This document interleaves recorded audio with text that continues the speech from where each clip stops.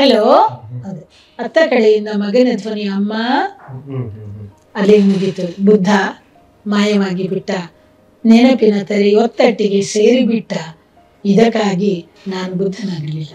ರಾಗಿ ಮುದ್ದೆ ಮೇಲೆ ನೀವು ಎಷ್ಟು ಲೈಟ್ ಹಾಕಿದ್ರು ಅದು ಕಪ್ಪಿಗೆ ಕಾಣೋದು, ಬೆಳ್ಳಕ್ ಕಾಣಲ್ಲ ಅಂತ.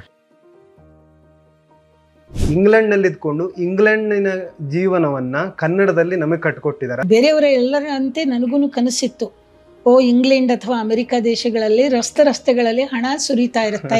ಇಂಗ್ಲೆಂಡ್ ನಲ್ಲಿ ಇದ್ಕೊಂಡು ನೀವು ಭಾರತೀಯತೆಯನ್ನ ಕಾಣ್ಲಿಕ್ಕೆ ಪ್ರಯತ್ನ ಪಟ್ಟ. ಓ ಇವರು ನಮ್ ತರನೇ ಇದಾರಪ್ಪ, ಇವರೇನು ನಮ್ಮ ದೇಶಕ್ಕಿಂತ ಭಿನ್ನವಾಗೇನಿಲ್ಲ. ಅವರು ಟಿಶ್ಯೂನ ಯೂಸ್ ಮಾಡ್ತಾರೆ ಸ್ವಾಮಿ, ಯಾತಕ್ಕೆ? ಅವರು ತಣ್ಣೀರ್ ಬಳಸಕ್ಕಾಗಲ್ಲ, ಅಷ್ಟು ಕೊರಿತಾ ಇರುತ್ತೆ. ಅಲ್ಲಿ ಭಾರತೀಯ ಉಡುಪನ್ನ ಹೇಗ್ ನೋಡ್ತಾರೆ? ಅದನ್ನ ಒಂದು ಲಕ್ಸುರಿ ಅಂತ ನೋಡ್ತಾರೆ.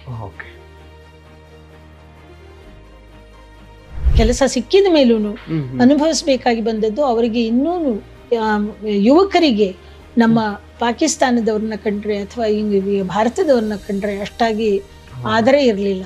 ನೀವು ಈಗ ನಾವು ಭಾರತಕ್ಕೆ ಆಗಾಗ ಬರ್ತಾ ಇರ್ತೀರಾ, ಈ ಭೇಟಿ ಹೇಗೆ ಅನ್ನಿಸ್ತದೆ ನಿಮಗೆ? ಭಾರತೀಯರು ಪಡ್ತಾ ಇದ್ದ ತೊಂದರೆಯನ್ನು ನಿವಾರಿಸೋದಕ್ಕೆ ನಾನು ಪ್ರಯತ್ನ ಪಟ್ಟೆ. ನಿಮ್ಮ ಬೇರೆ ಕೃತಿಗಳಿಗೆ ಅನುವಾದಗಳನ್ನ ಮಾಡಿದ್ದೀರಿ, ಅನುವಾದಗಳ ಬಗ್ಗೆ ಮಾತಾಡೋದಾದ್ರೆ ಅದು ಹೇಗೆ, ಯಾವ ರೀತಿಯಾಗಿ ಮಾಡಿದ್ರಿ ಅಂತ ಹೇಳಿ?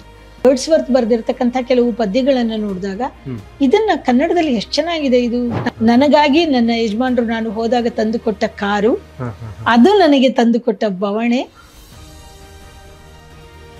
ನಗೆ ಬರಹಗಳ ಸಂಕಲನ, ನಾನು ಮತ್ತು ನನ್ನವರ ಸ್ವೀಟಿ ಆಯ್ತು.